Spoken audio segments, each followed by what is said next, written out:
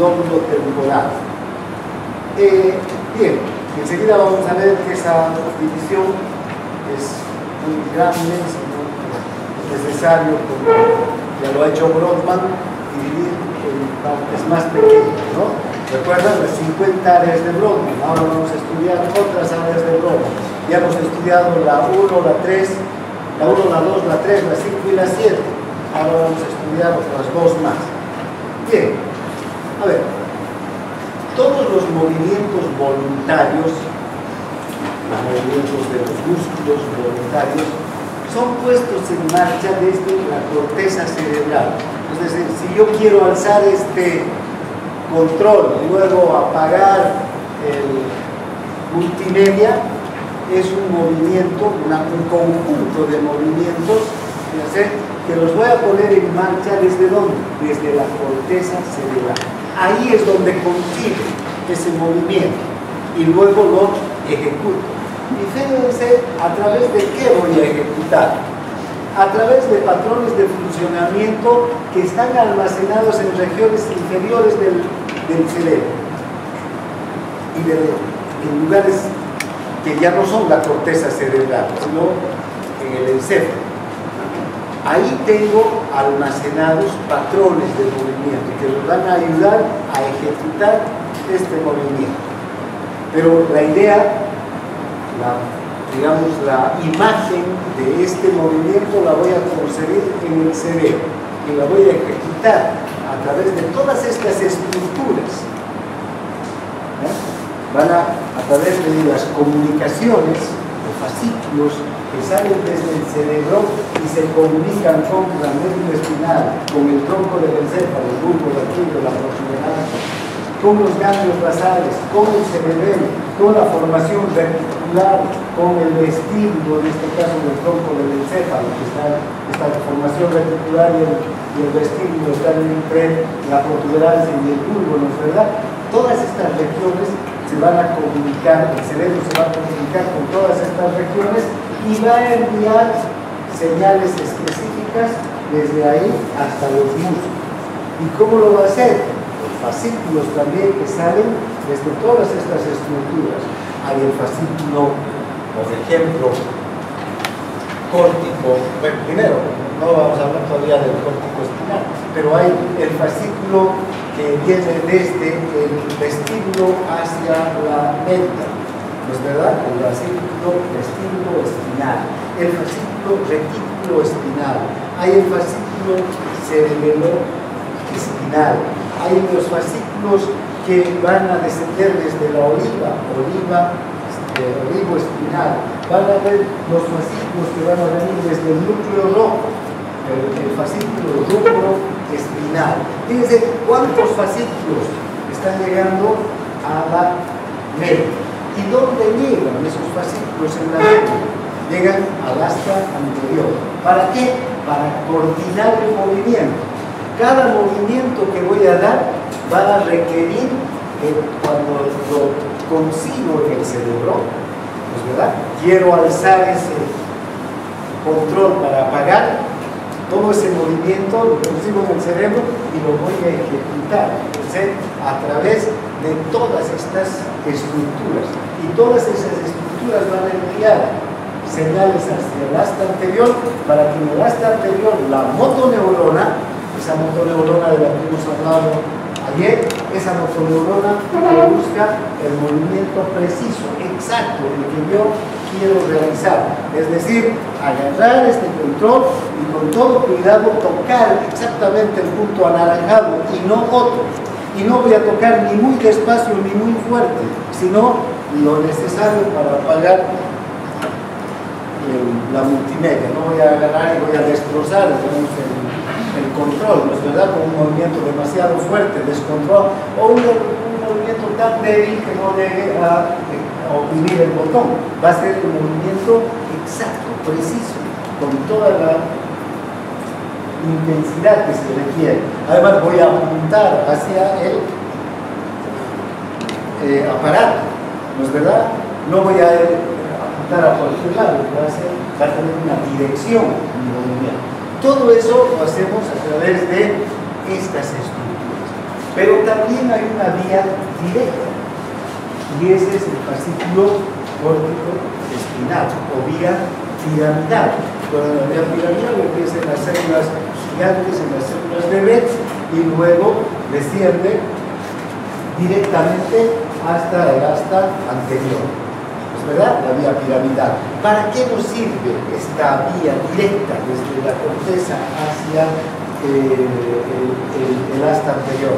Para controlar los movimientos finos y diestros de los dedos y de las manos.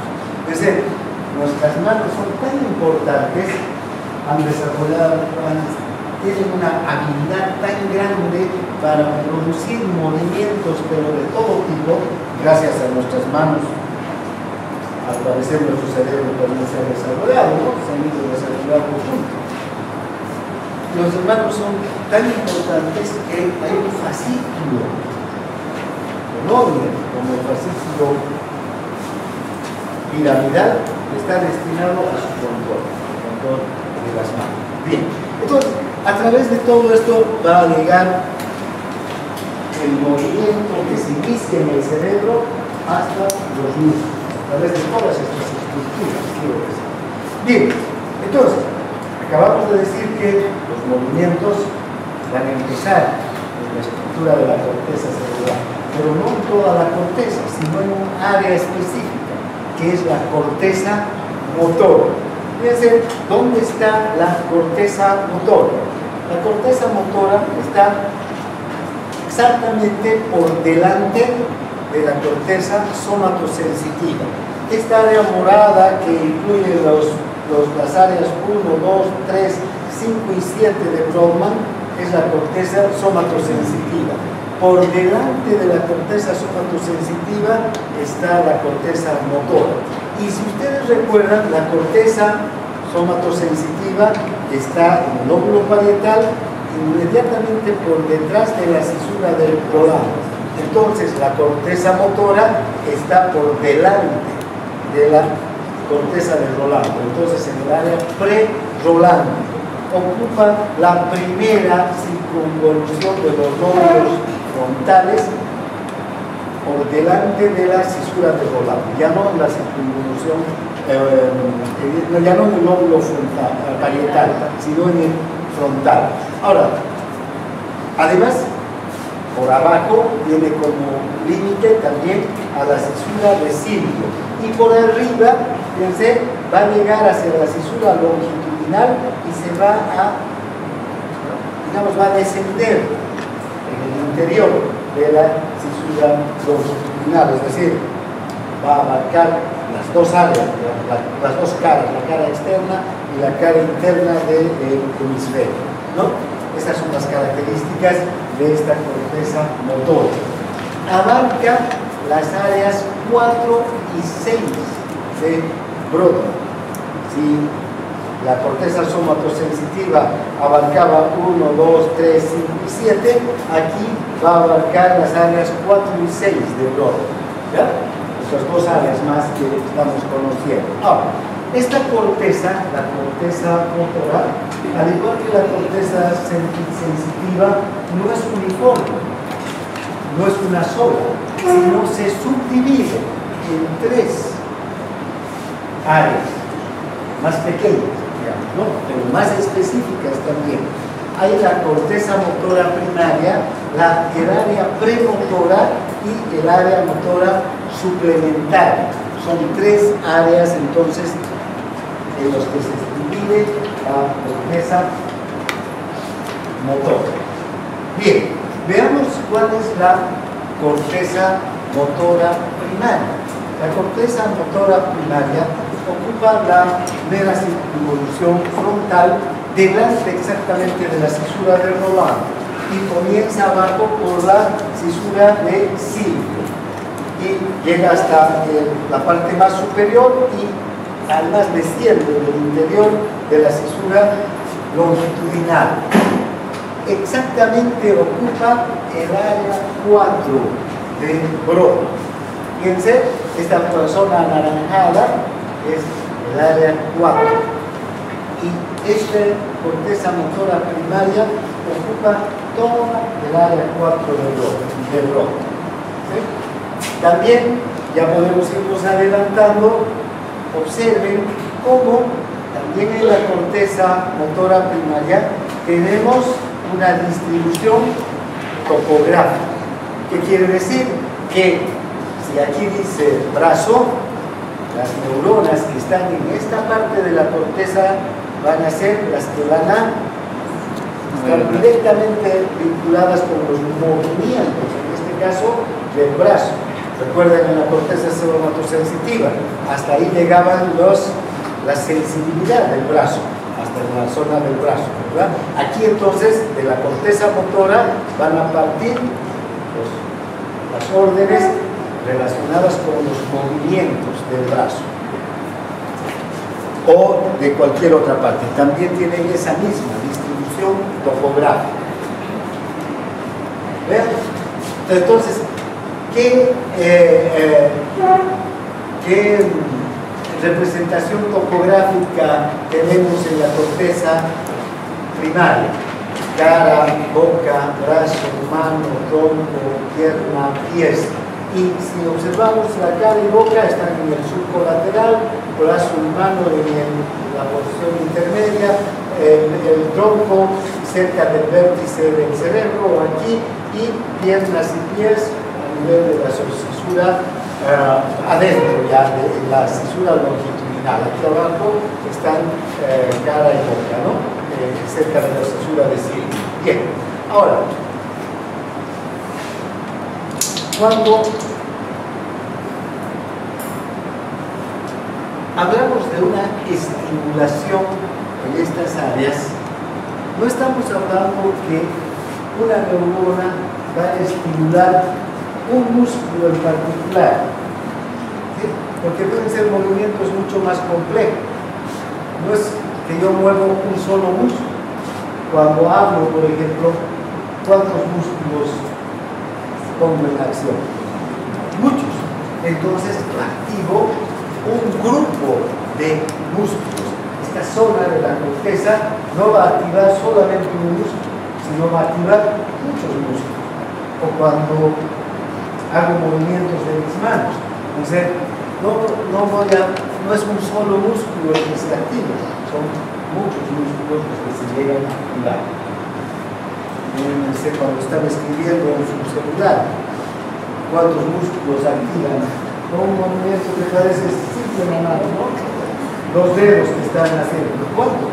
No solamente son esos dos dedos, no solamente los músculos de los dos dedos, sino más músculos todavía están involucrados en ese movimiento. Entonces, cuando estamos estimulando el área motora para las manos y el habla, por ejemplo, no estamos actuando sobre un solo grupo, estamos actuando sobre muchos músculos, sobre grupos musculares, no sobre un solo músculo, sino sobre muchos músculos, sobre un grupo muscular.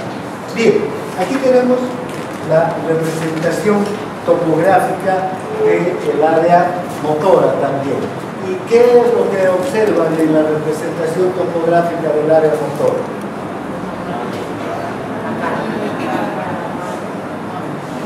¿Qué es lo que más tiene? Manos, dedos, boca, lengua, ¿no? Ese labios, la cara. Los psicólogos, un último estudio en la Universidad de Estados Unidos, ha determinado que nosotros tenemos 70 expresiones faciales diferentes. O sea, ¿qué quiere decir? Que tenemos una expresión para la alegría, para la expectativa, para la pena, para la tristeza, para la sorpresa, para el asombro, para el miedo, para la euforia, para la, qué sé yo, para la ironía, en fin, fíjense. Y estas expresiones son el resultado de ¿qué? De un movimiento muscular.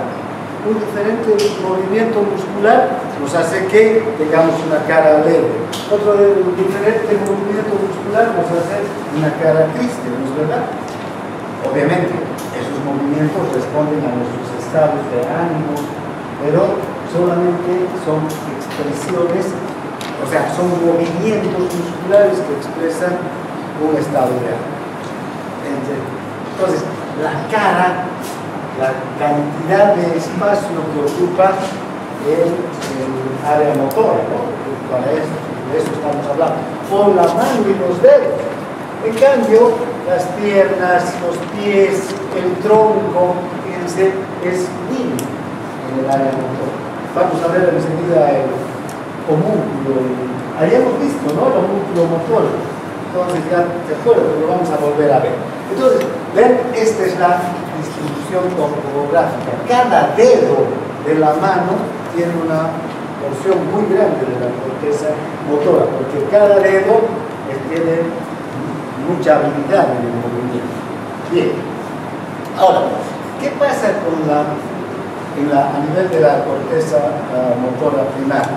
Fíjense, la excitación de una neurona aislada en la corteza motora va a activar un movimiento específico. No va a activar un músculo, sino va a activar un movimiento. Se activa una neurona y ese movimiento puede ser el de abrir mi mano, ¿sí? O un dedo. Pero fíjense, es todo un movimiento, no es solamente de un músculo, sino de varios músculos, ¿no es verdad? Excita un patrón de músculos independientes. Este movimiento específico va a excitar varios músculos. Y estos músculos independientes bajo un patrón del movimiento que voy a hacer. Un pianista, por ejemplo, está tocando el piano. Este dedo necesita ser un poco llevarlo más allá. Son dedos, fíjense, pero es un movimiento independiente, ¿no es verdad? O son músculos independientes que van a hacer un movimiento específico que va a tener una fuerza, una dirección, una intensidad igual. No puede ser ni más ni menos, porque si es más, la nota va a salir demasiado alta, y si es menos, muy baja. O sea, fíjense, no va a salir la nota que quería realizar. Entonces, este patrón de músculos independientes, en ese movimiento preciso que se ha concebido en una parte de mi corteza cerebral, va a tener que aportar fuerza y dirección al movimiento, ¿no? La precisa. Hay un nivel un poco más allá, si no fuera el pianista, para alcanzar una tecla con un sonido especial, y la fuerza tiene que ser la precisa, y la dirección también, porque si voy más allá va a salir otro tono, y o más aquí otro tono, y si es muy fuerte o muy despacio me van a silbar tal vez, ¿no?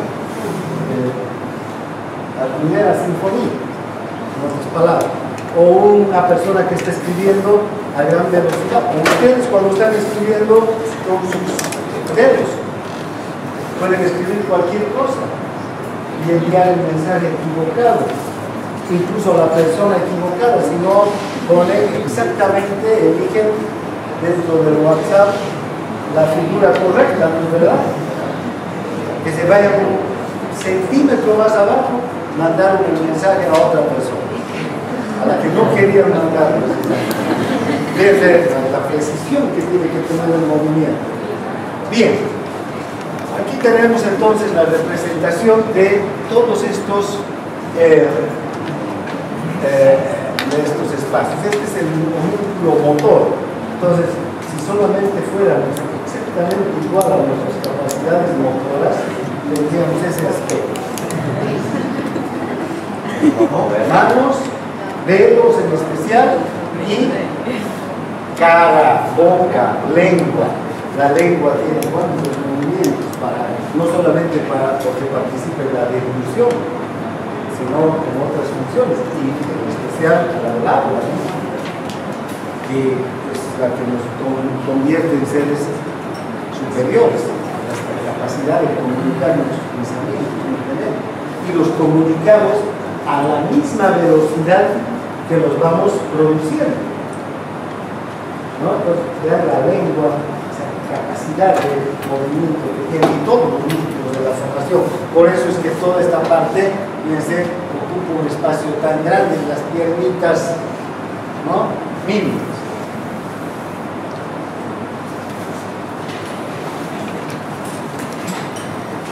Y qué irónico, ¿no? Los futbolistas se ganan la vida con las piernas. Y la función motora de las piernas puede ser es mínima, ¿no? En la corteza cerebral. Bien, bueno, ahora, entonces hemos visto que el área motora, lo que va a hacer, o el área motora primaria, lo que va a hacer es que activar un patrón de movimiento. Desde una parte de la corteza va a activar un patrón de movimiento. Pero antes tenemos esta otra área que está aquí, en el área 6 de Brodmann, por encima de la cisura de Silvio, fíjense, y delante del área 4. Esta área 6 y asciende, pero no llega hasta el vértice, sino llega simplemente hasta 1 a 3 centímetros, digamos, por debajo del vértice, ¿no? Fíjense, esta área, la área premotora, tiene otra función muy importante, diferente del área motora. Aquí también tenemos una representación topográfica, igual que en el área motora primaria. Pero ¿cuál es la función de esta área? Aquí se generan señales nerviosas que dan origen a patrones de movimientos más complejos todavía, pero que se producen a partir de imágenes motoras. Aquí nosotros guardamos imágenes motoras, es decir, imágenes de movimientos más complejos, patrones de movimientos más complejos, ¿no? ¿Qué pasa si yo estoy corriendo y llego a la esquina y me encuentro con otra persona que también está corriendo? ¿Qué va a ocurrir? Un choque. ¿Vos qué harías? Frenar. ¿Cómo? ¿Cómo harías? Sí, no frenar, movería tus brazos, etc. Tiene que ser un patrón de movimientos bien complejos. Pero, a ver, ¿qué ocurre si nunca antes has tenido esa experiencia de choques? Fíjense, para poder realizar todos esos movimientos y evitar chocarme con la persona, tengo que haber tenido antes ese tipo de experiencia. Porque si no, inevitablemente me voy a chocar, no voy a saber qué hacer. Porque no tengo esta imagen motora guardada en el área premotora.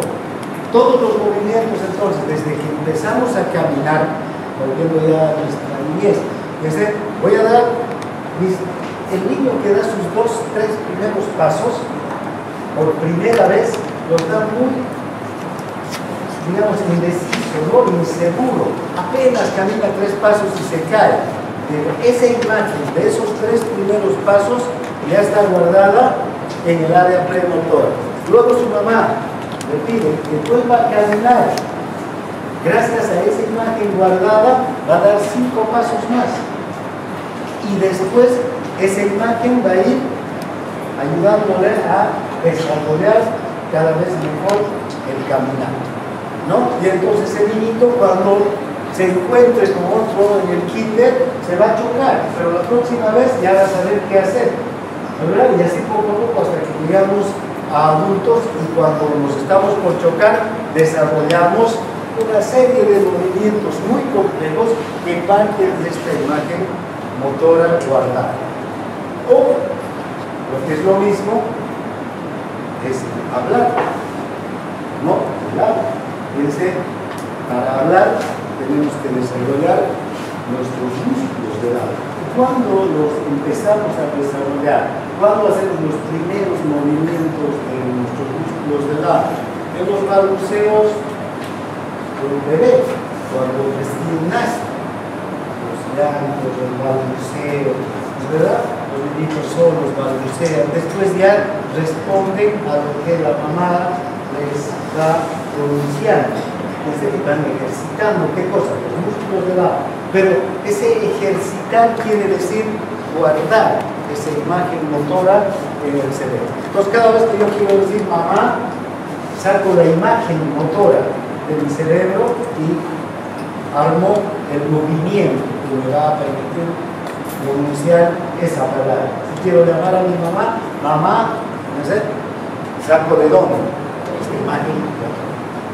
Entonces ya son movimientos mucho más complejos que están guardados en nuestro cerebro, en el área premotora. Entonces, ¿cómo funciona esto? Vean cómo la parte anterior del área premotora todavía se va a subdividir esta área premotora. Voy a volver atrás para entender un poco. Este es el área premotora, ¿no es verdad? De aquí abajo. Esta parte de adelante del área premotora es la que va a crear la imagen motora del movimiento, ¿no?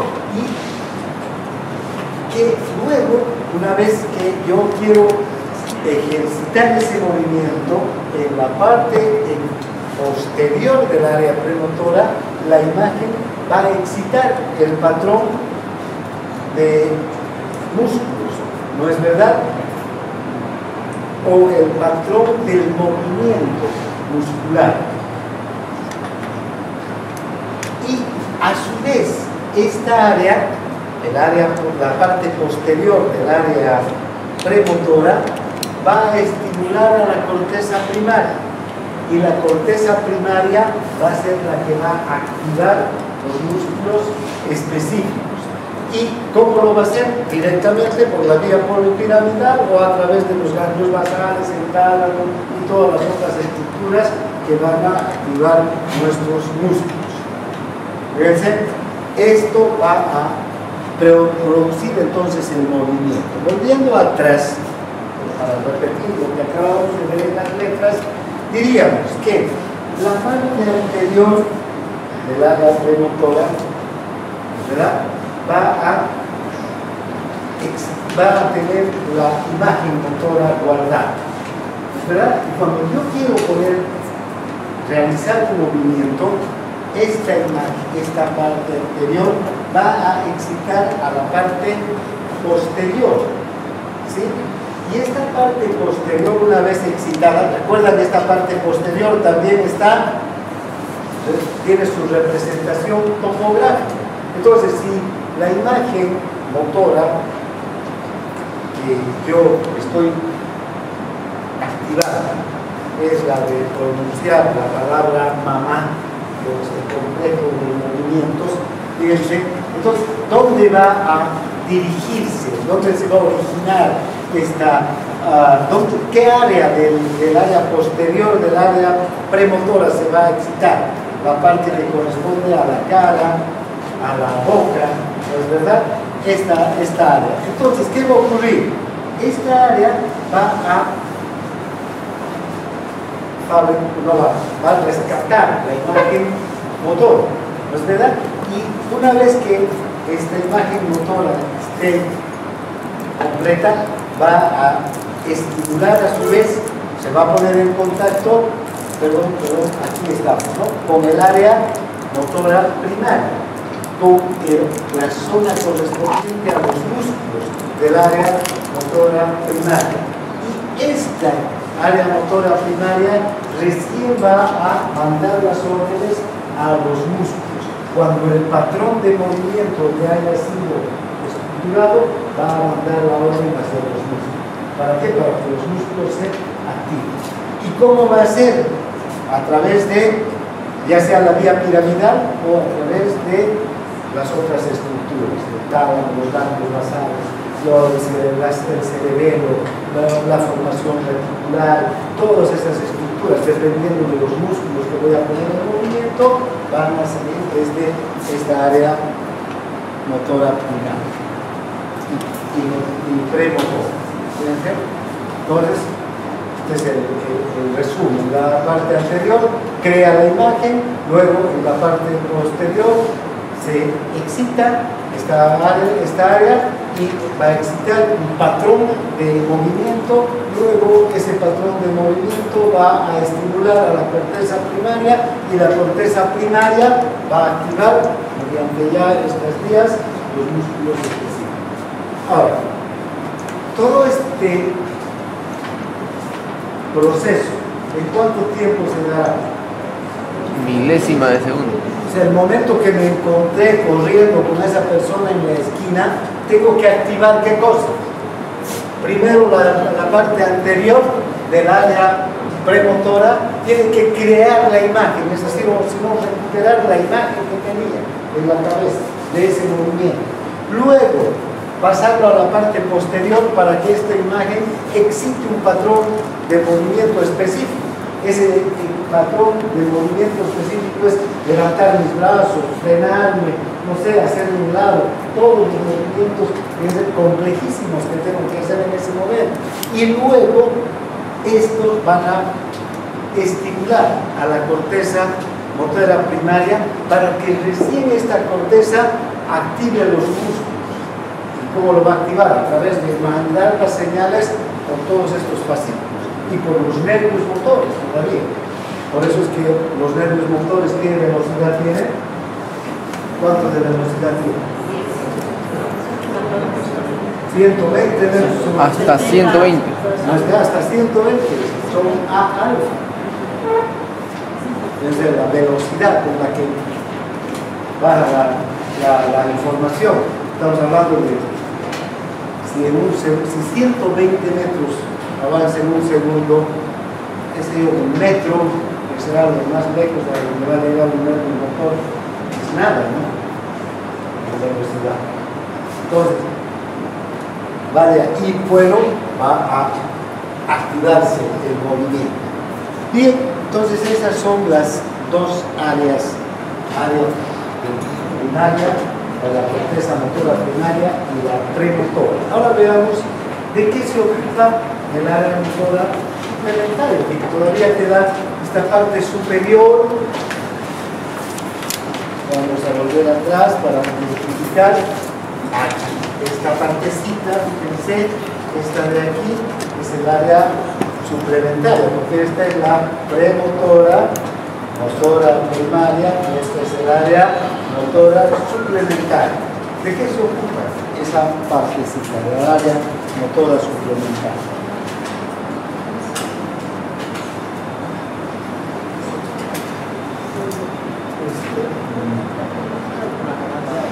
Aquí, ¿no? Borraré entonces.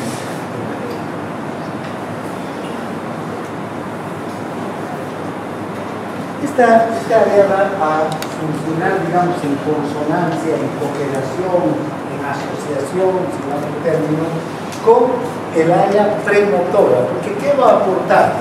Esta área va a ayudar a aportar los movimientos posturales en todo el cuerpo, las posturas que tenemos en cada momento cuando estamos caminando, cuando estamos parados, cuando estamos sentados. Y fíjense que cada persona tiene sus propias características en esto, pero en general las posturas van a ser parecidas.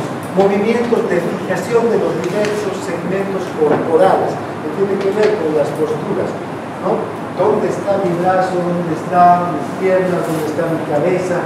La dirección de cada uno de estos segmentos en relación con el resto del cuerpo, o la ubicación de cada uno de estos segmentos con relación a cada parte del cuerpo. Movimientos posturales de la cabeza y de los ojos, ¿no? Dónde está cada momento la cabeza y hacia dónde se están dirigiendo los ojos. Base para el control más fino de los brazos y las manos a cargo del área premotora y de la corteza motora primaria. O sea, gracias al área motora suplementaria, entonces podemos realizar todos estos otros movimientos que complementan la acción del área premotora, ¿no? No son movimientos que se originan aquí, como es el caso del área premotora, ahí está la imagen motora. Estos son movimientos que complementan, por eso dice, actúan en consonancia con el área Bueno, ya la ubicación hemos visto, para la cesura longitudinal se pierde incluso en el interior de la cesura longitudinal y apenas unos cuantos centímetros en el área de la corteza frontal. Además, esta estimulación de esta área va a provocar contracciones bilaterales de los músculos, ¿no? Por ejemplo, movimientos de presión de ambas manos. Parece además ser que esta área se ha desarrollado cuando éramos trepadores, ¿no? Teníamos esas habilidades en el pasado. Que lo siguen manteniendo, pueden trepar una pared, ¿no? Pero parece que esta área se ha desarrollado en ese tiempo, cuando teníamos esas habilidades. Ahora ya no nos sirve mucho trepar con un árbol, ¿no? O trepar con un cerdo, que será vital para nuestra sobrevivencia, pero ahora ya no. Bien, ahora, fíjense, hemos visto al área premotora, al área motora primaria en conjunto. Hemos hablado de que se crea la imagen motora, que se activan patrones de movimientos en el área motora, primaria. Pero ahora veamos un poco más en detalle lo que son estas áreas. Es el área premotora, tenemos estas subáreas que son muy importantes y son, digamos, algunas están vinculadas con nuestras funciones superiores como humanos.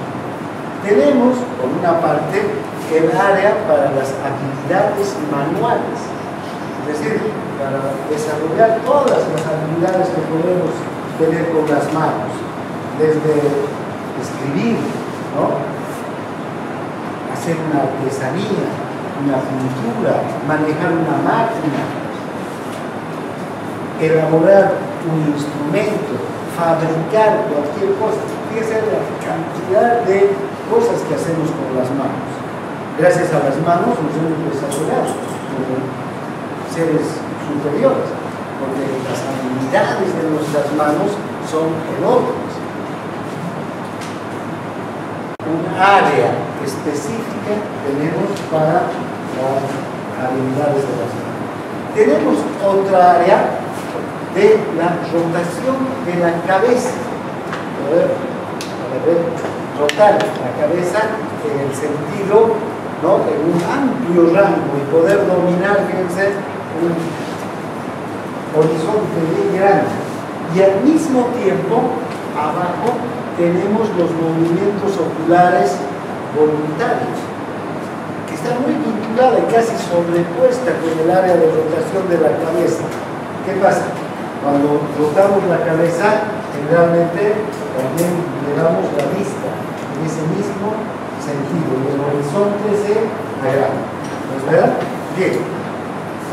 Y finalmente, aquí abajo, esta área celeste es el área de Broca o del lenguaje. Aquí, en esta área, es donde se forman las palabras, se ordenan las palabras para que podamos desarrollar un lenguaje. Porque fíjense, si yo quisiera transmitir mi pensamiento y no podría ordenar las palabras tal como deben salir para que ese pensamiento sea entendido por los demás. Entonces, cada vez que quiero hablar algo, primero tengo que concebir el orden con el que van a salir las palabras, porque no puedo primero una palabra, después otra, ¿verdad? Sería algo que no podríamos entender. Hablamos con un lenguaje convencional, como el que tenemos. Sabemos que tengo que utilizar la palabra correcta, el artículo correcto, todo el verbo correcto, el sujeto contrario, el predicado, en fin, formar una oración con todas sus características y recién pronunciar. Entonces, fíjense, primero formamos las palabras que necesitamos para el lenguaje y después recién las emitimos. Ya esto mediante los músculos, pero primero tiene que ser en esta. Estas cuatro áreas son muy importantes, ¿no? Son el área de Broca, el área de la formación de las palabras, el campo de los movimientos oculares voluntarios, área de la rotación de la cabeza, área para las habilidades manuales. Están todas en el área premotora. Fíjense, área premotora. ¿Por qué en el área premotora? Porque ahí están las imágenes. Todas estas son las imágenes motoras que tenemos que activarlas para después estimular los patrones de movimiento. Primero tengo que conseguir la imagen y luego recién activar los músculos, ni siquiera los músculos, activar al área motora primaria para que se activen los patrones de movimientos que recién van a dirigirse a cada músculo en particular para que se realice ese complejo movimiento. Entonces tenemos estas cuatro áreas: el área de Broca o del lenguaje. Vean, si se lesiona el área de Broca, nos vemos imposibilitados de emitir el lenguaje, aunque pensemos lo que queremos decir, pero no vamos a poder ordenar las palabras para decir lo que queremos decir. ¿No es verdad? El área de los movimientos oculares controla movimientos oculares voluntarios, los movimientos palpebrales de cerrar y abrir los párpados. El área de rotación de la cabeza induce la rotación de la cabeza, está muy vinculada con el área de los movimientos voluntarios, porque donde dirigimos la cabeza, dirigimos la vista, dirige la cabeza hacia los distintos objetos, o sea, nos tiene bajo control, muy consciente de todo lo que nos rodea. Y finalmente, el área para las habilidades manuales, ¿no? Fíjense, si tenemos una lesión aquí, todas las habilidades de la mano se pierden. Tenemos unas manos totalmente torpes, eso se llama apraxia. No podemos escribir, no podemos ni amarrarnos el zapato, ni vestirnos en última instancia, porque para todo esto se requiere de la habilidad manual.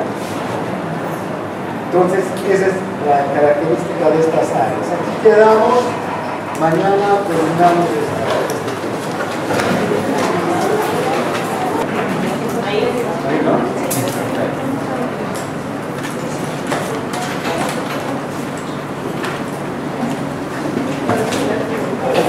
Bien, buen día. Después continuaremos lo que queremos seguir.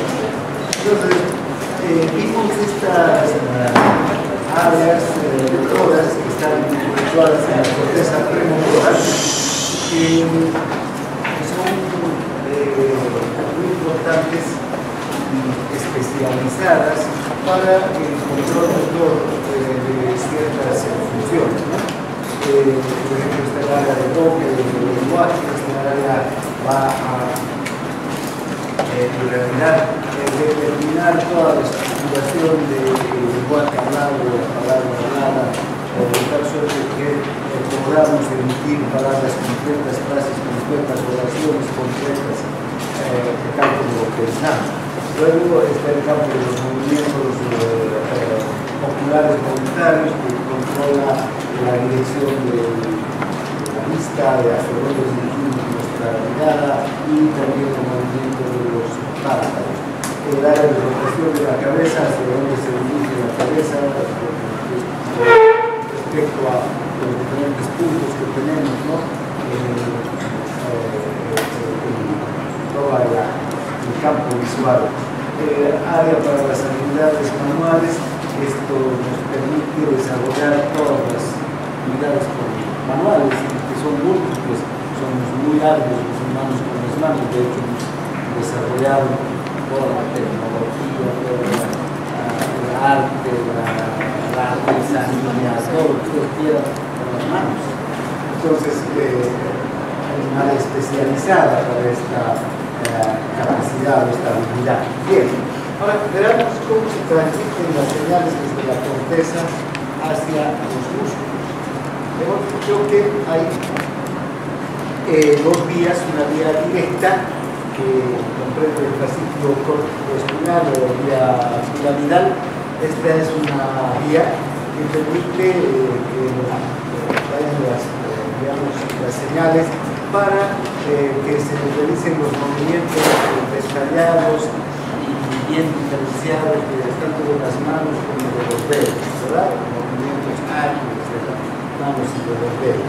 Luego tenemos las vías accesorias, que son vías indirectas, que van a partir de la corteza y a través de los ganglios basales, el cerebelo y los núcleos del tronco del encéfalo, los núcleos vesiculares, los núcleos vestibulares, van a dirigirse hacia la médula espinal. Este fascículo córtico-espinal es directo desde la corteza hacia el asta anterior. En cambio, estos otros fascículos o esta otra vía tiene que utilizar diferentes fascículos para llegar al asta anterior. Bien, veamos primero el fascículo córtico-espinal o vía piramidal. Es un fascículo bastante voluminoso, muy importante. Nace a nivel del área de la corteza motora primaria, de las áreas premotoras y del área suplementaria, y finalmente también parte del área somatosensitiva. El origen de este fascículo son las células piramidales que están en la corteza cerebral, estas células también llamadas gigantes, son células bastante grandes, o células de Betz. Acá, entonces, en el área motora y motora suplementaria de la corteza va a nacer el fascículo piramidal y desde ahí va a descender. Fíjense, vamos a seguir el descenso del fascículo piramidal, primero a través del brazo posterior de la cápsula interna, ahí donde están los núcleos caudado y cutáneo, los ganglios basales. Luego va a seguir descendiendo y va a llegar al tronco del encéfalo y formando las pirámides del núcleo rápido, ¿no?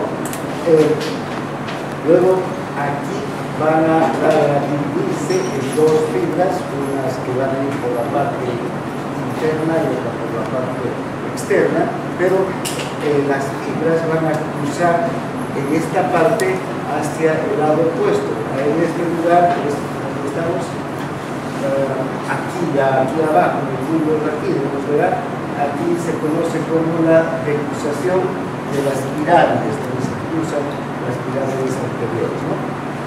Luego van a bajar por los fascículos, van a seguir descendiendo, el fascículo córtico-espinal va a descender hasta llegar hasta aquí abajo, ya estamos hasta el asta donde está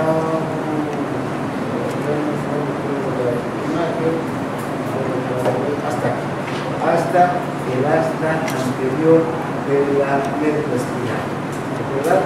Entonces, tenemos el asta anterior aquí y hasta aquí desciende el fascículo córtico-espinal. Fíjense, aquí está indicado por el fascículo córtico-espinal, que viene desde la corteza, forma buena parte de la médula espinal. Bueno, volvamos a donde estábamos bien.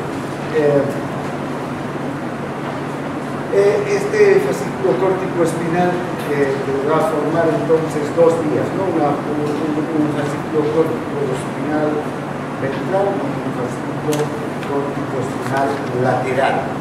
Dos fascículos aquí donde se entrecruzan en el bulbo raquídeo, el lateral y el ventral. Bien, estos dos fascículos se van a dirigir hacia el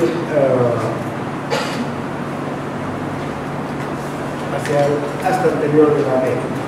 Bien, además del fascículo córtico-espinal, vamos a ver que van a haber muchas vías nerviosas que parten desde la corteza cerebral, no solamente es este fascículo, sino también van a haber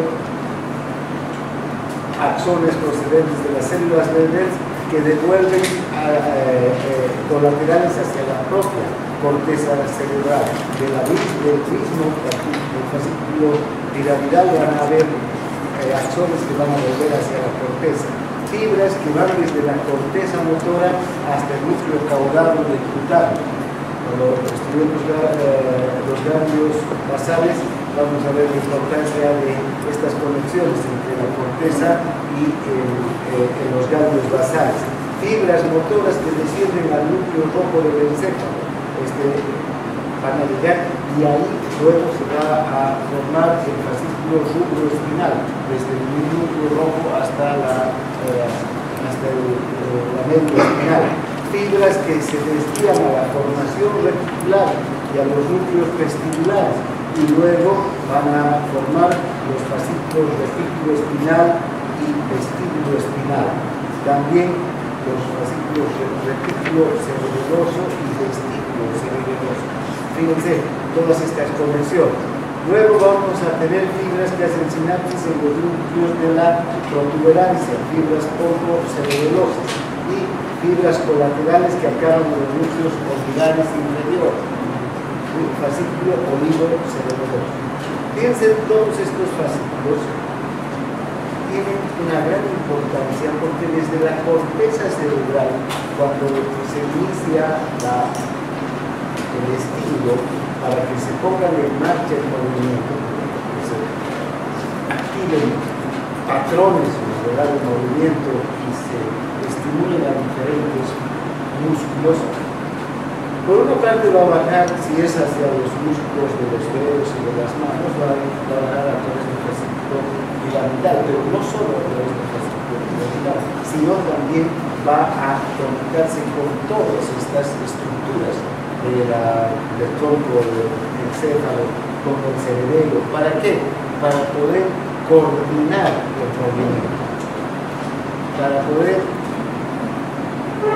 realizar un movimiento preciso, fino, con la fuerza y la dirección necesaria. Todas estas estructuras van a estar involucradas en el movimiento. O sea, el movimiento no solamente es un estilo aferente que va, ¿verdad? En el movimiento no solamente está involucrado un estímulo aferente y una respuesta eferente, como es en realidad el reflejo miotático que hemos visto, ¿no? Sino para que realicemos estos movimientos tan complejos que realizamos, intervienen la corteza cerebral y todas estas estructuras. Vamos a ir viendo en detalle, pero vean todas estas estructuras que van interviniendo a través de estas comunicaciones que tiene la corteza cerebral. También la corteza cerebral va a recibir una serie de comunicaciones, no solamente parte de fascículos desde la corteza, sino también va a recibir varias fibras, la propia corteza motora, que por ejemplo va a manejar estímulos de la corteza somatosensitiva, de la corteza frontal, que está delante de la corteza motora, de las cortezas visual y auditiva. También van a llegar estímulos, conexiones desde estas cortezas a la corteza motora para coordinar el movimiento que se va a realizar. Fibras subcorticales que llegan a través del cuerpo calloso desde el hemisferio opuesto, es decir, para coordinar para que coordinen tanto el hemisferio derecho como el hemisferio izquierdo, porque no son dos, aunque hablamos de dos cerebros, ¿no? El izquierdo y el derecho, no son independientes, tienen que compartir la información. Cada movimiento que se realiza, ya sea que lo haga con mi mano derecha o mi mano izquierda, tiene que ser compartida por los dos hemisferios. Fibras somatosensitivas que acceden directamente desde el complejo ventrobasal del tálamo. Recuerdan, llegan todas las fibras o todos los fascículos ascendentes que llevan la sensibilidad hacen una parada de este complejo, en el complejo dentro basal dentro anterior del tálamo. ¿Qué va a pasar aquí? Desde ahí van fibras neuronas hacia el área somatosensitiva, pero también directamente hacia el área motora. Y fibras originadas en los núcleos intralaminares del tálamo, también desde aquí, desde estos núcleos intralaminares hasta donde llega el fascículo anterolateral, la vía espinotalámica, pueden ir hasta estas fibras, o hasta estos núcleos, van a dirigirse desde esos núcleos directamente a la corteza motora. Finalmente, fíjense, todos estos fascículos que surgen también que vienen desde los ganglios basales y del cerebelo. Estos fascículos que hay varias vías de comunicación entre los ganglios basales y también del cerebelo hacia el cerebro. Por ejemplo, los ganglios basales tienen unos circuitos, como el cerebro, circuitos nerviosos que solamente van de la corteza al ganglio basal y del ganglio basal vuelve hacia el cerebro. Son circuitos cerrados entre el ganglio basal y el cerebro, no hay otra comunicación. Entonces, ¿para qué sirven todas estas vías? Para coordinar el movimiento. Y de tanto estas vías que parten desde la corteza como las vías que recibe la corteza motora, todas estas sirven para coordinar el movimiento. Basta que hagamos un movimiento, ese movimiento va a estar controlado por todas estas estructuras, coordinado, planificado por todas estas estructuras. Bien, también otra estructura muy importante es el núcleo rojo, ¿verdad? Este núcleo está situado en el mesencéfalo y va a actuar en íntima relación con la vía córtico-espinal, una vía paralela, digamos, a la vía córtico-espinal y transmite señales subcorticales hacia la médula, es decir, desde el núcleo rojo hasta la médula. Bien, vamos aquí. Ustedes pueden observar, aquí lo tienen al núcleo rojo, ¿verdad? Y vamos a tener conexiones entre la corteza, ¿sí?, motora y el núcleo rojo, y desde el núcleo rojo hacia la médula. Entre la corteza y el núcleo rojo tenemos el fascículo córtico rúbrico, y entre el núcleo rojo y la médula el fascículo rubro espinal. Ahora, ustedes pueden observar desde el mismo núcleo rojo van a ver conexiones hacia el cerebelo, hacia el núcleo dentado, hacia el núcleo interpósito que está a nivel del cerebelo. También estas conexiones van a servir para planificar, para coordinar el movimiento, para que la secuencia de movimientos sea la adecuada, ¿no? Bien.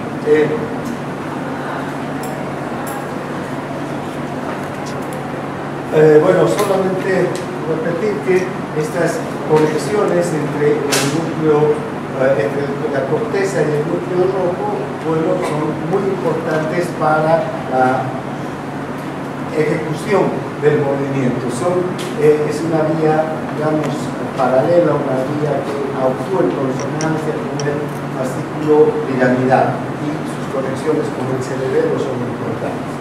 Bien, hemos hablado de todas estas estructuras, ¿no?, que parten desde la corteza cerebral o llegan también hacia la corteza cerebral motora.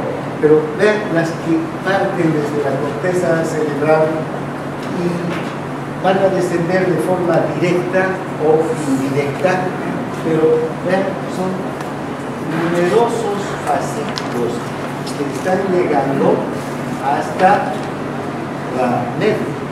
Todos estos fascículos están trayendo la información motora para que se ponga en marcha un movimiento, ¿sí? Si yo quiero borrar la pizarra, ¿verdad? Voy a hacer esta acción. Van a llegar estímulos motores por todos estos fascículos. Y fíjense dónde va a terminar todo, en la motoneurona. Esta es la motoneurona del asco anterior. Y si ustedes observan, todos los fascículos, ya sea de manera directa con la motoneurona, ya sea en comunicación directa con la motoneurona o a través de interneuronas, de otras sinapsis, van a terminar enviando la información a la motoneurona para que ésta, en última instancia, lleve la información hacia el músculo, vaya a dar la orden para que el músculo en particular ejecute la acción. Entonces, si yo quiero darle este sentido a mi movimiento, exactamente ese sentido va a tener. Si quiero escribir una palabra, núcleo, por ejemplo, mover mis manos exactamente para que se dibujen estas letras, todo eso tiene que ser coordinado. No solamente es una respuesta de una neurona y un músculo que se mueve, sino muchos músculos y muchos estímulos que convergen sobre quién, sobre la motoneurona. Y eso es lo encargada en última instancia de enseñar, llevar la señal a diferentes músculos, porque bueno, ya hemos visto que cuando se activa un movimiento no se activa un solo músculo, sino grupos musculares. No se va a activar un solo músculo, sino se va a activar un patrón de movimiento, y ese patrón de movimiento involucra a muchos grupos, incluso a grupos musculares. Bien. Ahora, veamos cuál es la función del tronco del encéfalo en el movimiento. El tronco del encéfalo es esta porción, ¿verdad?, que va a ir desde el bulbo raquídeo hasta el encéfalo. Entonces va a involucrar al bulbo, a la protuberancia y al mesencéfalo. El tronco del encéfalo constituye entonces la prolongación de la médula espinal, ¿verdad? Debajo está la médula espinal que se continúa con el bulbo raquídeo, luego la protuberancia anular y luego el mesencéfalo y después se va a llegar hacia el tálamo. Esta estructura es muy importante porque aquí hay numerosos núcleos que son sensitivos y motores, núcleos sensitivos y motores, que son capaces de cumplir diferentes funciones, tanto a nivel de las regiones de la cara y de la cabeza, al igual que prolongándose hacia abajo con la médula espinal, nos verá ya hacia el cuello, hacia abajo, cuando se prolonga con la médula espinal. Aquí estos núcleos sirven, digamos, de estación de relevo de las señales de mando que proceden de centros superiores, es decir, hasta aquí llegan neuronas que vienen desde la corteza cerebral, desde los ganglios basales, y aquí van a ser estaciones de parada, digamos, van a hacer una sinapsis con otras neuronas para continuar con la orden motora hacia abajo. Ahora, ¿qué funciones cumple el bulbo y la protuberancia, el tronco del encéfalo? El control de la respiración, porque tenemos el núcleo, los centros respiratorios a nivel del núcleo y de la protuberancia. Una cosa interesante aquí es que a nivel del bulbo raquídeo van a estar centros inhibidores y a nivel de la protuberancia van a estar núcleos excitadores, vamos a ver enseguida. También hay el control parcial, no total, del funcionamiento del aparato digestivo, porque el aparato digestivo también tiene sus propios mecanismos de funcionamiento, tiene su propio sistema nervioso, el sistema digestivo, el sistema nervioso entérico. También hay, aquí está el control estereotipado, o sea, está el control de muchos movimientos estereotipados del cuerpo. ¿Qué quiere decir movimientos estereotipados? Son característicos ya definidos, ¿no?, de nuestro cuerpo. El control del equilibrio en los núcleos reticulares y el control de los movimientos oculares también está a nivel de la zona del tronco del encéfalo. Ahora, veamos las funciones que tienen que ver con el soporte del cuerpo contra la gravedad. Nosotros, como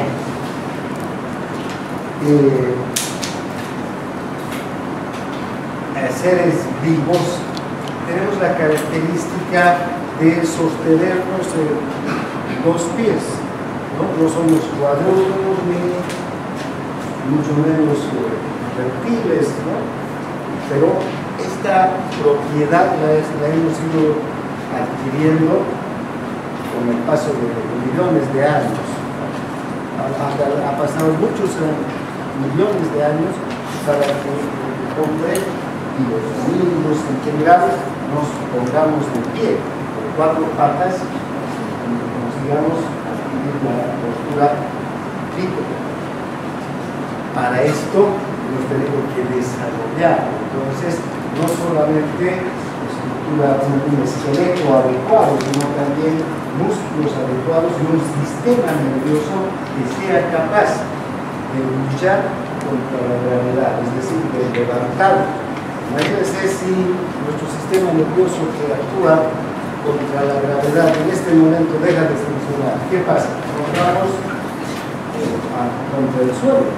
La caída sería muy fuerte porque la gravedad es una fuerza grande que nos está trayendo. Yo no sé cómo cae que no es pesado este marcador, pero si lo dejo caer, pues se destaca con el golpe en el suelo. Nuestro peso es mucho mayor, entonces fíjense el esfuerzo que realiza nuestro sistema muscular para mantenernos de pie. No lo notamos, pero sin embargo es una fuerza enorme que desarrollan los músculos antigravitatorios. Y esos núcleos antigravitatorios están controlados por esos músculos antigravitatorios están controlados por núcleos reticulares, es decir, núcleos que están en la formación reticular, núcleos reticulares que tienen que ver, están unos que están a nivel de la protuberancia, estos se llaman núcleos reticulares continuos. Entonces, estos son los núcleos reticulares continuos. Y también vamos a tener núcleos reticulares vulvares, estos que están aquí abajo, a nivel del bulbo aquí. Entonces tenemos los dos tipos de núcleos reticulares, en la formación reticular, los vulvares y los continuos. Cada uno de los núcleos reticulares continuos y los vulvares tienen una función diferente sobre los músculos que están en el centro del cuerpo, los músculos de la musculatura axial o antigravitatoria, estos que están alrededor de la columna vertebral que nos mantienen erguidos. Esos músculos están luchando para que no nos doblemos y nos vayamos de bruces contra el suelo. También con los extensores de las piernas, que son los que nos mantienen de pie. Estos núcleos reticulares continuos. Los núcleos reticulares vulvares también tienen esta función. Los núcleos reticulares continuos son excitadores, los mantienen de pie. Los núcleos vulvares son inhibidores, van a inhibir a esta fuerza que ejercen los músculos para tenerlos, digamos, lejos del suelo. Y esto es necesario, ¿no? Por ejemplo, si me quiero agachar, tiene que haber un mecanismo inhibitorio que inhiba a los antigravitatorios y yo me pueda agachar. Si no, no podría agacharme nunca, siempre estaría parado como un palo, ¿no? Y no es así. Podemos movernos, doblarnos, gracias a que hay este camino.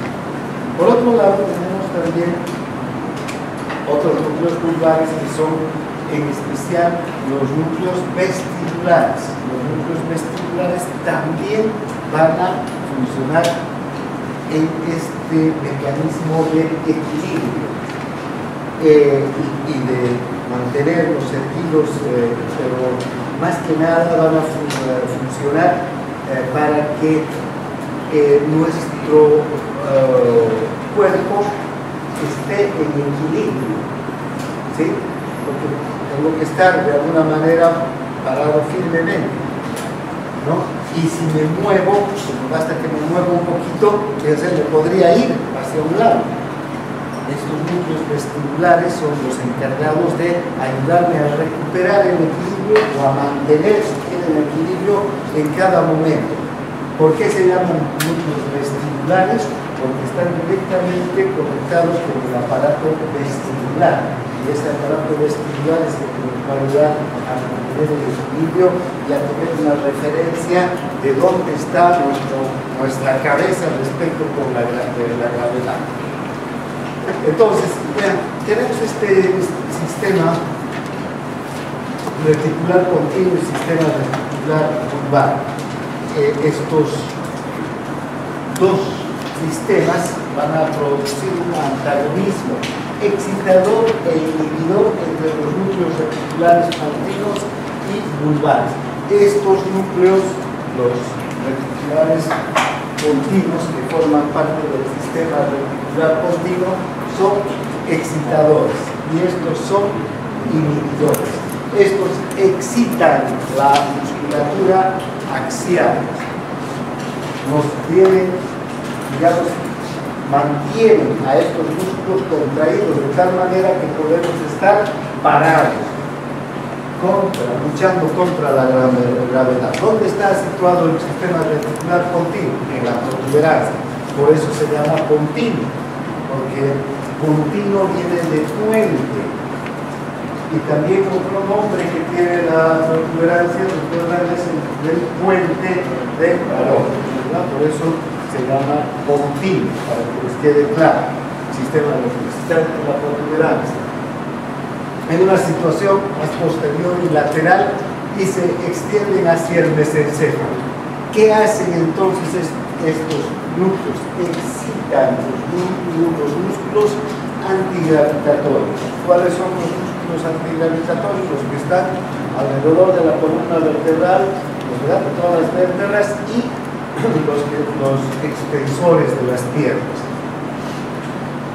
Ahora, estos músculos o estos núcleos, perdón, van a transmitir señales excitadoras hacia la médula espinal y van a dirigirse hacia la médula espinal, hacia el asta anterior de la médula, a través del fascículo retículo espinal continuo. Directamente desde este fascículo se dirige hacia la médula, llevando la excitación para que las motoneuronas puedan también excitar a los músculos y mantenerlos aquí, ¿no es verdad? Activan entonces los músculos axiales del cuerpo, lo que nos sostienen contra la gravedad.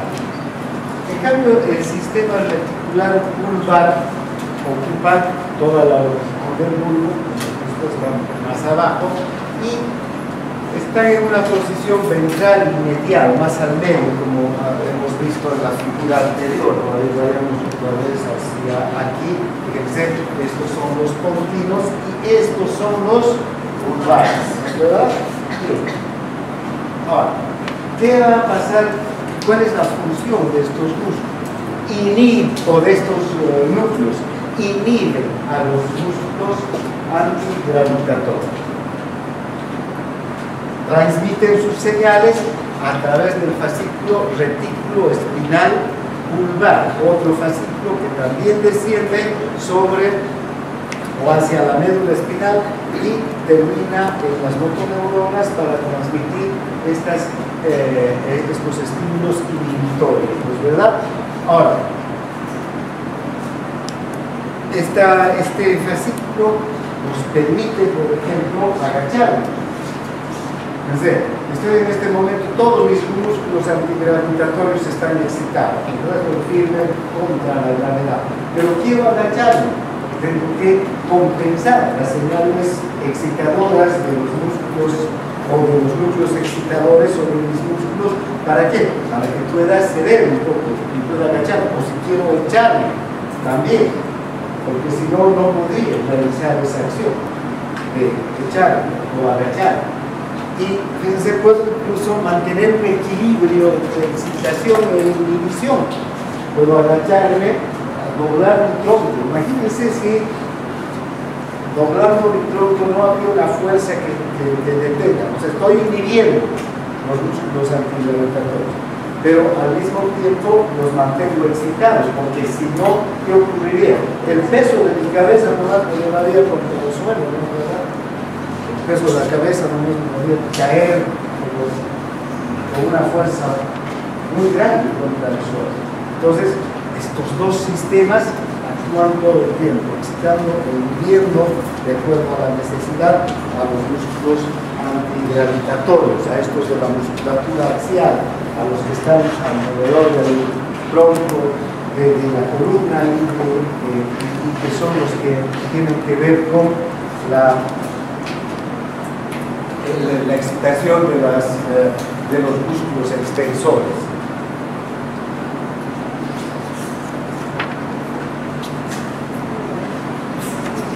Fíjense, aquí está el fascículo espinal continuo y donde está el retículo espinal vulvar, ¿no?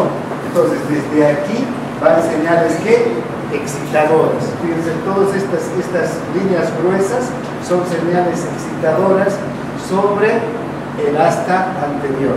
Y desde aquí señales inhibidoras, también sobre el asta anterior. ¿Para qué? Para que la motoneurona que va a salir de aquí le dé ese tipo de señales, las excitadoras e inhibidoras sobre los músculos. Pero además también tenemos otro fascículo, el fascículo vestíbulo espinal, tanto el fascículo vestíbulo espinal medial como el fascículo vestíbulo espinal lateral. Este fascículo vestíbulo espinal viene desde conecta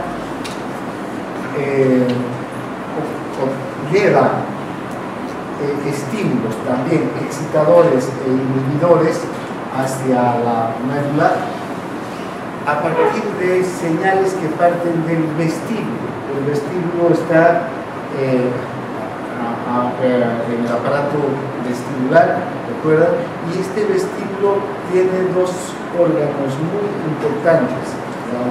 Las máculas que están en el ventículo y el sacro y las crestas ampulares que están en los conductos semicirculares. Estos órganos sensitivos nos están transmitiendo información sobre una parte, la relación de mi cabeza respecto a la gravedad, dónde está mi cabeza respecto del suelo, y por otro lado la rotación de la cabeza cuando muevo la cabeza. Entonces eso nos sirve ¿para qué? Para mantener un equilibrio todo lo que es, ¿sí? Mantenemos el equilibrio.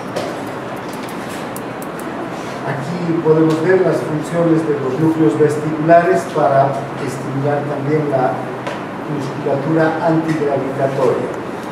Van a estar obviamente en coordinación con los núcleos reticulares continuos para controlar la musculatura antigravitatoria. Envían señales excitadoras hacia los músculos a través de los fascículos vestíbulo espinal lateral y medial.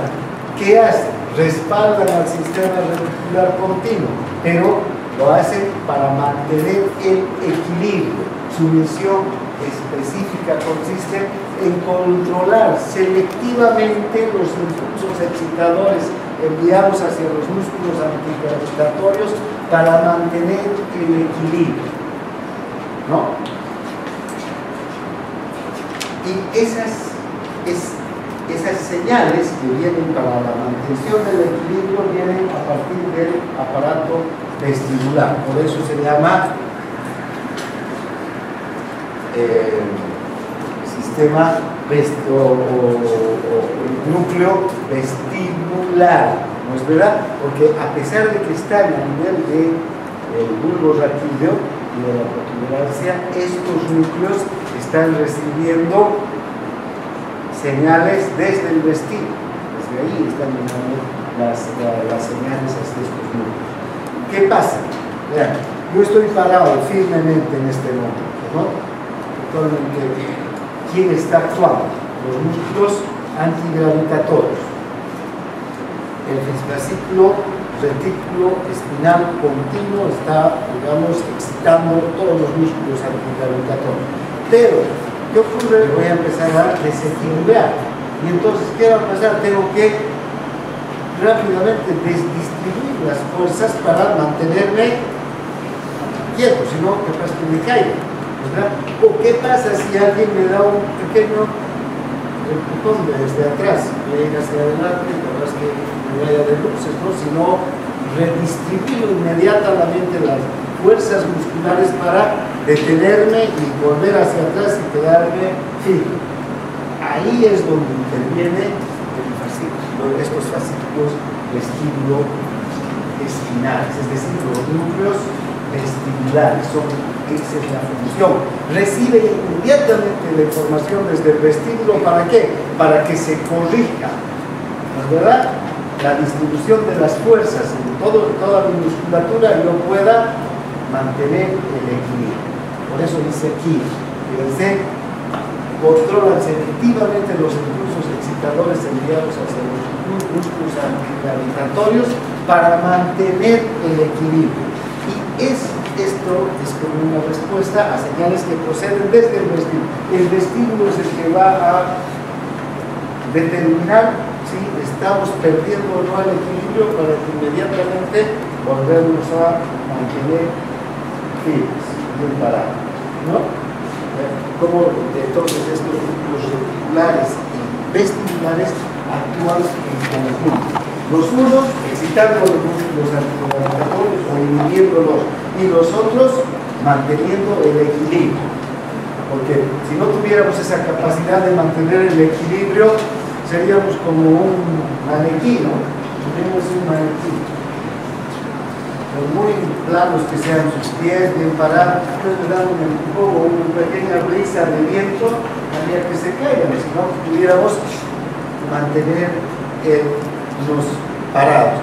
En cambio, a nosotros viene el viento, nos empuja y nosotros inmediatamente redistribuimos las fuerzas de nuestros músculos. ¿Para qué? Para que estemos siempre en equilibrio de pie. Bien.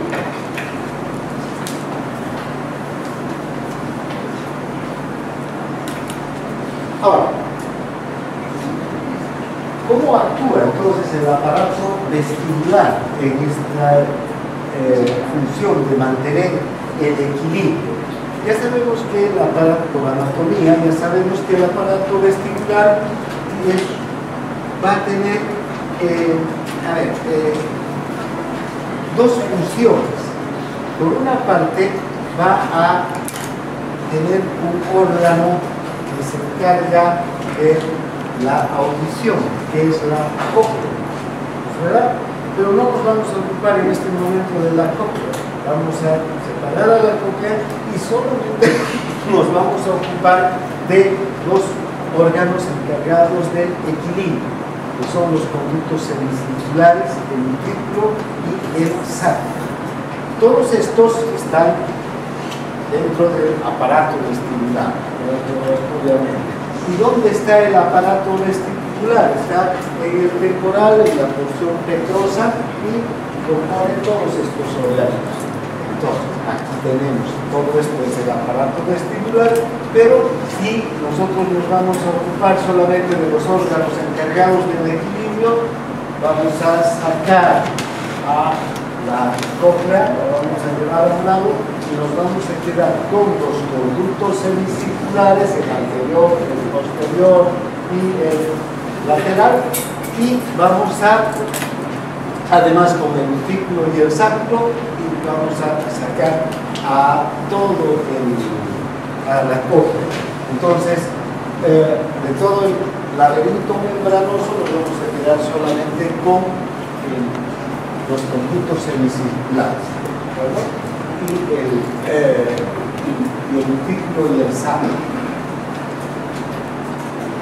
Ahora, vean, si nosotros estudiamos primero al utículo y el sáculo, vamos a ver que dentro del utículo y del sáculo tenemos unos órganos sensitivos muy sensibles, que son las máculas. Esta es una mácula. Fíjense, esta mácula es una estructura muy interesante, porque van a detectar la ubicación de la cabeza con respecto al piso, al suelo. La cabeza respecto a la gravedad, aquí abajo, la fuerza de gravedad, ¿no es verdad? ¿Y cómo lo hace? Tenemos dos máquinas, una en el utrículo y otra en el sáculo. Cada una de estas va a tener una ubicación diferente, de acuerdo a si estamos de pie o si estamos echados, si estamos en posición vertical o en posición horizontal, porque cada una de estas se encuentra en la cara interna, ya sea del utrículo o del sáculo. Fíjense, la mácula del utrículo está situado en un plano horizontal respecto a la superficie del suelo, ¿no es verdad? Y determina la orientación de la cabeza cuando la persona se encuentra en posición vertical. ¿Qué es lo que pasa entonces? Si yo estoy de pie, esta mácula está en este sentido, horizontal, ¿no? Entonces va a responder al dibujo, exactamente como lo vemos en el dibujo aquí. Pero cuando estoy echado, en situación yo horizontal, esta mácula, la del utrículo, no tiene importancia y actúa la del sáculo. ¿Por qué? Porque la del sáculo, como está, cuando estamos de pie, está en un plano vertical, cuando nos echamos va a quedar en plano horizontal. Entonces, fíjense, cuando nosotros estemos echados, ¿qué va a pasar? Esta mácula va a quedar así, en este mismo sentido, en sentido horizontal. Ahora, ¿qué sucede cuando estas máculas están en sentido horizontal respecto al suelo, al piso? Fíjense, primero, la mácula, no sé si tiene más central de la mácula, la mácula tiene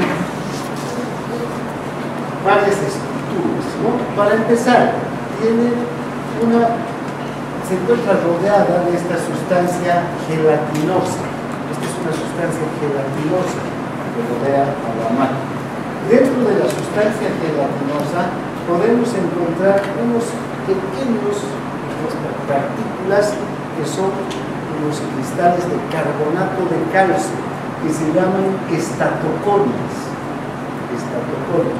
o tonitos también se llaman estas sustancias. Y además encontramos unas células pilosas, estas células pilosas, fíjense, aquí tenemos dentro de la mácula. Las bases, los núcleos, digamos, los somas de estas células, los cuerpos de estas células, están directamente comunicados con el nervio vestibular. Y este nervio vestibular se va a dirigir ¿hacia dónde? Hacia el núcleo vestibular, que está en el bulbo raquídeo, del que acabamos de hablar, ¿verdad? Los núcleos vestibulares. Bien, ahora, o en la protuberancia, ¿verdad? Fíjense, ahora, ¿qué es lo que ocurre? Cuando nosotros estamos de pie y la mácula del utrículo está en sentido horizontal, estos otolitos o estatoconias que están flotando en la gelatina, en la sustancia gelatinosa, empiezan a caer, porque son cuerpos, tienen un peso, y si tienen peso, ¿quién les va a atraer? La fuerza de la gravedad. Entonces estos van a caer y van a doblar a las células pilosas, van a llegar a la célula pilosa y van a doblar. Esta célula, al doblarse, aquí abajo va a inclinarse y va a transmitir un potencial de acción hacia el nervio. Y entonces ese estímulo es el que está informando sobre cuál es la posición de mi cabeza. Si es la mácula del ventrículo, es que no estoy de pie, en sentido vertical hacia el piso. ¿No es verdad? Por el contrario, si me echo, ¿quién va a quedar en sentido horizontal? Va a quedar la mácula de Sacco y va a ocurrir lo mismo. Los cristales estos de carbonato de calcio van a empezar a descender sobre las células pilosas, las van a doblar. Eso va a hacer que aquí abajo, al doblarse la célula, van a empezar a transmitir los potenciales de acción con la información sobre la posición de mi cabeza respecto a la gravedad. Y si es la mácula del Sacco la que está informando, ¿qué va a informar? Que estoy en sentido horizontal, ¿verdad? Entonces, nosotros siempre sabemos si estamos parados o si estamos echados. Así sea la noche más profunda, ¿no es verdad?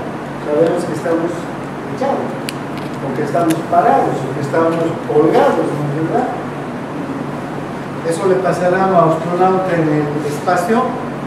No. Fíjense, el astronauta puede estar en esta posición, en esta posición, en esta posición. La cabeza puede estar aquí, ¿no es verdad? Él no sabe si está parado o echado, no sé si tenga un punto de referencia en su módulo, por decir, ya tendríamos puntos de referencia convencionales, pero si no, está flotando y no sabe dónde. ¿Por qué? Porque estos fotonitos no están siendo atraídos por ninguna fuerza de gravedad. Pero no sabe, en ese momento no hay arriba o abajo para él en ese momento. Pero aquí sí, ¿por qué? Porque arriba es lejos de la gravedad y abajo es cerca de la gravedad, el suelo, desde donde viene la fuerza de la gravedad, ¿no? Entonces, para eso, ahora fíjense, esta información que parte desde las máculas, parten hacia dónde? Hacia los núcleos vestibulares. Y esos núcleos vestibulares, ¿con quién se conectan? Hemos dicho, con el asta anterior, a través de los fascículos vestíbulo-espinales. ¿Verdad? ¿Para qué? Para informar sobre la posición de nuestra cabeza y ayudar a mantener ¿qué cosa? El equilibrio. Bueno, ya estamos viendo por qué este es un órgano de equilibrio, ¿no?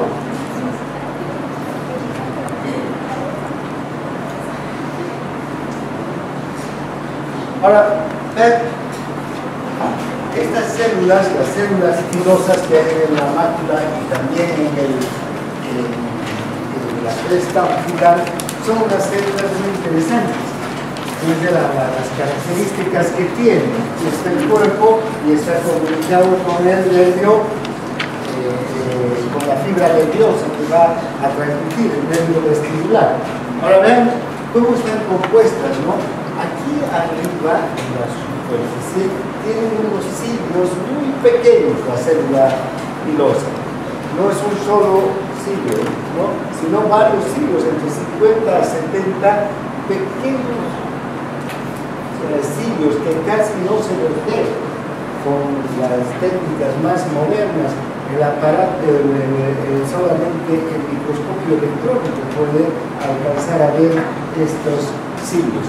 Y fíjense, hay entre estos cilios pequeños, se llaman estereocilios, pero siempre hay un cilio más grande, el cimetocilio. Y uno mucho más grande, todos estos cilios están unidos por unos pequeños filamentos. Fíjense, este filamento que une todo. Entonces, cuando un otolito cae, ¿qué va a pasar? Va a doblar a todos los cilios, ¿verdad? No solamente a uno, sino porque están unidos por esta fibra, este pequeño filamento. El cinetrocilio está unido a los esternocilios por esta conexión filamentosa. Cuando entonces se doblan los cilios, ¿qué va a pasar? La célula entera va a virar hacia un lado, gira y ese movimiento va a despertar potenciales de acción que se van a transmitir hacia el nervio, desde el nervio hacia el nervio. O sea, ¿qué será? ¿Qué tipo de receptor será este? Sensitivo. Mecanorreceptor, termorreceptor, porque este es un receptor sensitivo, está mandando sensación. ¿Qué tipo de receptor? Mecanorreceptor. Mecanorreceptor, fíjense. Pues bien, hace que se despolarice la membrana. Aquí tenemos a la célula pilosa, mucho más grande, el cinetrocilio, los esterocilios, los filamentos que unen, ¿verdad? Las fibras filamentosas que unen todos estos. Entonces, cuando se doblan estos cilios, se activan, entonces se despolariza la membrana y se transmite hacia el nervio vestibular estímulo. Bien. El otro aparato que tiene que ver con el equilibrio son los conductos semicirculares. Estos actúan de diferente manera. ¿Ven? A ver. Aquí tenemos tres conductos semicirculares: el anterior, ¿verdad?, el posterior y el lateral. Son los tres conductos semicirculares. Sí. Ahora, ven, es interesante, estos tres conductos tienen una estructura, digamos, relación entre sí que es perpendicular.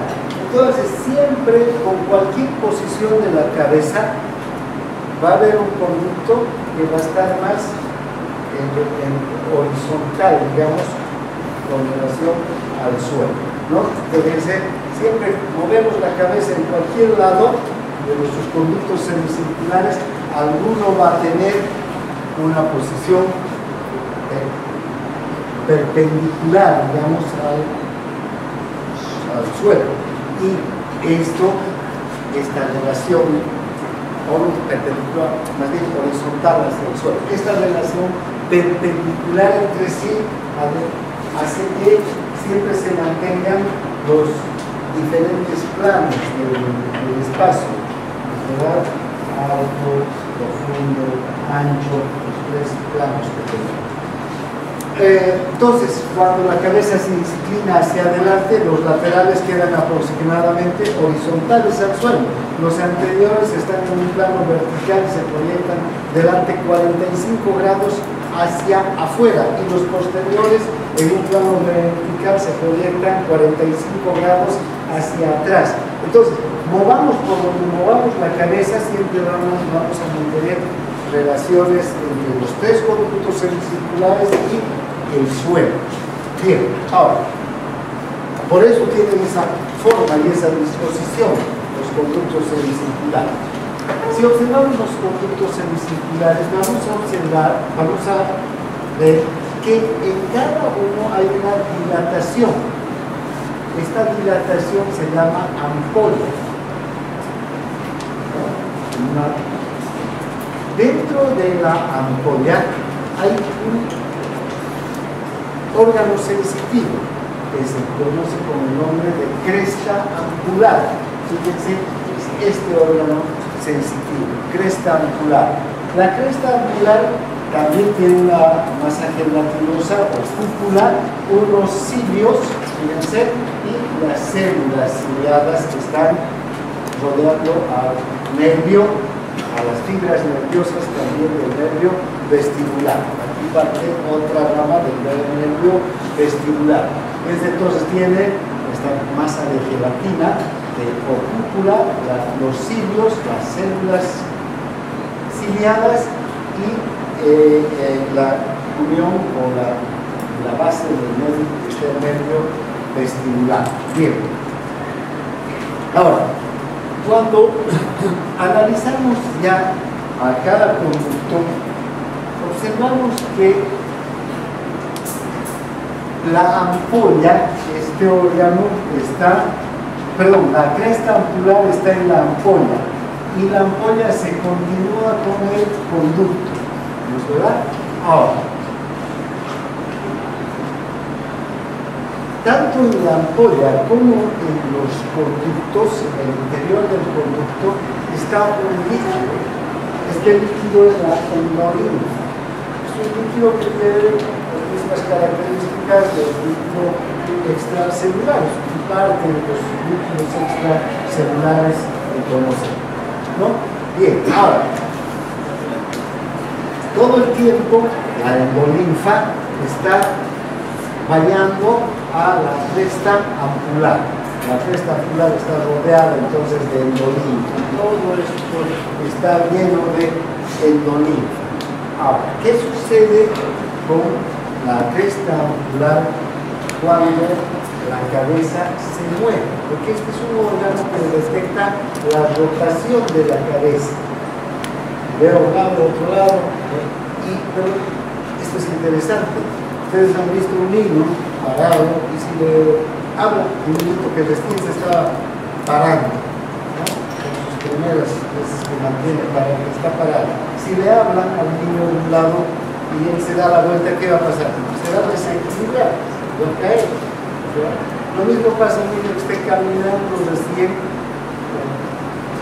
los primeros días o meses de caminar, está caminando, le hablan, cuando está caminando de atrás y él se da la vuelta, ¿qué va a ocurrir?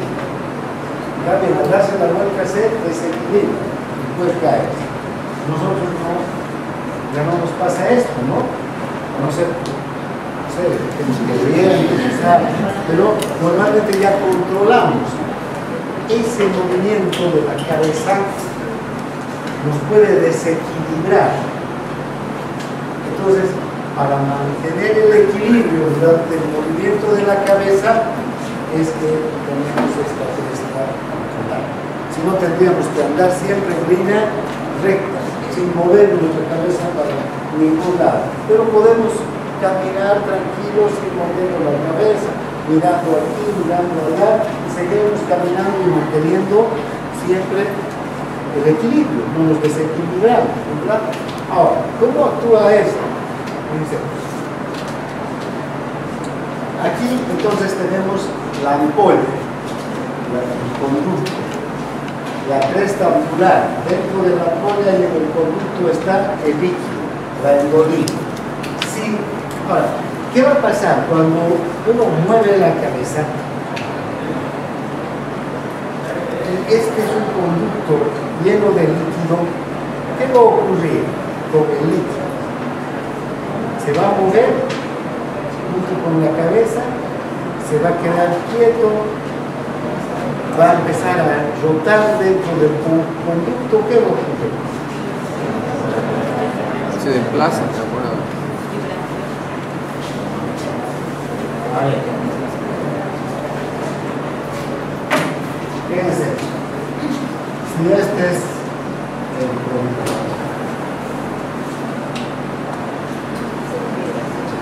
y aquí está la cresta ampular,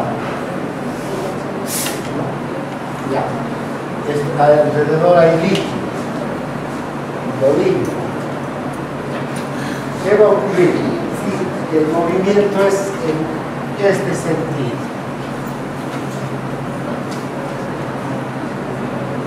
se mueve. ¿Qué se mueve? ¿La linfa? Al lado, ¿O va al lado contrario. ¿Ah? Al lado contrario. ¿Qué va a ocurrir? Fíjense, se mueve el conducto semicircular y el agua, la linfa que está aquí adentro, se va a desplazar al interior o no. Sí. ¿Qué pasa cuando ustedes agarran un vaso y dan la vuelta rápida del vaso? ¿Todo el agua se desplaza o solo el vaso? Solo el vaso. Lo mismo pasa aquí, el contenido no se va a desplazar, sino el continente. Se va a desplazar el conducto semicircular, pero la linfa va a quedar quieta. ¿Y qué va a ocurrir con la cresta? Si se está desplazando el conducto y el agua, la endolinfa no se mueve, ¿qué va a ocurrir con la cresta? La cresta también se va a desplazar y va a chocar contra el agua y se va a doblar, se va a inclinar, ¿verdad? Y al inclinarse, ¿qué va a pasar? Ya sabemos que estas células pilosas están conectadas, estos cilios, ¿verdad? En la base del cilio se va a producir la despolarización y a partir de eso se va a transmitir esa despolarización al nervio vestibular y nos va a informar sobre el grado de rotación de la cabeza, hacia dónde estoy rotando, de un lado o al otro, ¿no? Bien, ahora, entonces por eso cuando si yo estoy rotando hacia allá, mi cabeza, ¿hacia qué lado se va a inclinar la cresta? Hacia el lado opuesto, porque está chocando con la endolinfa. Pero ¿qué pasa si me pongo a dar vueltas sobre mi propio eje? Voy dando vueltas. ¿Qué va a ocurrir? Va a chocar más, ¿no? Pero en un momento este líquido se va a empezar a impulsar, se va a empezar a mover, va a empezar a dar vueltas el líquido. En ese momento el líquido recién se va a empezar a mover, ¿no? Y cuanto más vueltas dé, más rápido va a ser el movimiento del líquido. Y si me quedo quieto, ¿qué va a ocurrir? Va el líquido seguir todavía girando. ¿No les parece que eso es ocurre? ¿Sí? Bien, entonces, pero cuando normalmente estamos yendo por la vida, pues ahora estamos moviendo nuestra cabeza, girando de un lado a otro. Eso es lo que va a ocurrir, ¿verdad? Moviéndose nuestra cresta angular junto con el conducto semicircular, pero no la endolinfa, va chocando, digamos, la cresta con la endolinfa y inclinándose en el sentido contrario. Miro allá y la cresta angular, ¿hacia dónde se ha inclinado? Al lado opuesto. Miro hacia el otro lado, bien, eso es lo que ocurre, ¿no? Entonces, ¿qué nos avisa qué información da? La rotación de la cabeza y la velocidad de cambio también. No se olviden, también voy a cambiar. O sea, estoy mirando a un lado y puedo ver inmediatamente al otro. Entonces, toda esa información va siendo transmitida hacia el sistema nervioso y además hacia estos núcleos para que todo el tiempo estén coordinando junto con el sistema retículo espinal, que se esté coordinando. ¿Para qué? Para que yo esté de pie y al mismo tiempo en equilibrio, ¿no?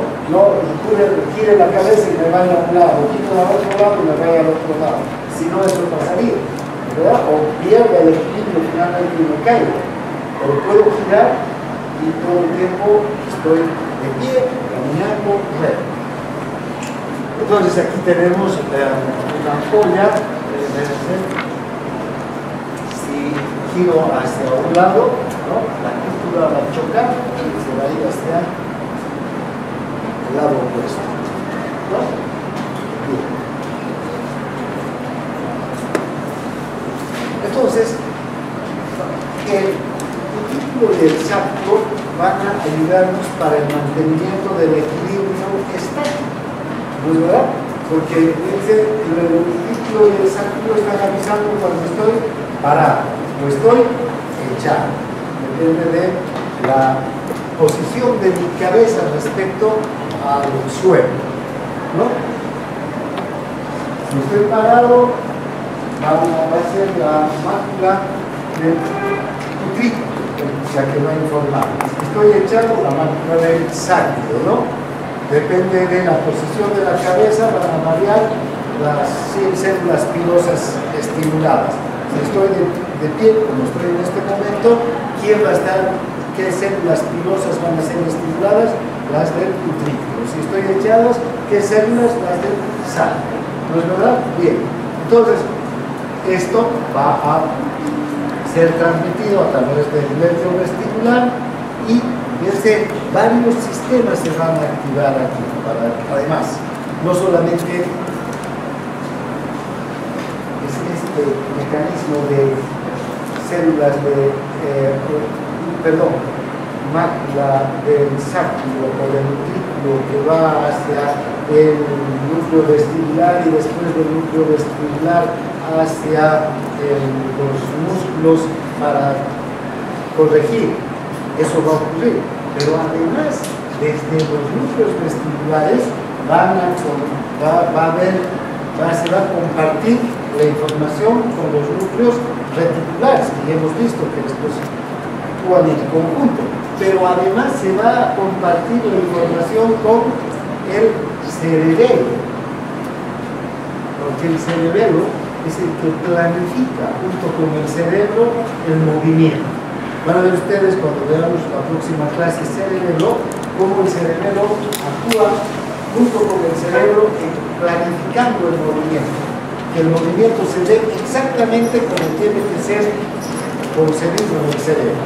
Entonces, ven, todo este mecanismo, todos estos sistemas vestibular, cerebeloso, reticular van a coordinar para que en última instancia se dé un movimiento preciso, ¿no? Ahora, en cambio, los conjuntos semicirculares nos ayudan a mantener el equilibrio cuando estamos botando la cabeza, ¿no? Ya hemos visto. Movemos la cabeza a un lado y los conductos semicirculares avisan sobre ese grado de rotación gracias a que la cúpula choca contra la endolinfa, se inclina hacia el lado contrario de lo que hemos rotado. ¿Sí? Bien, aquí quedamos.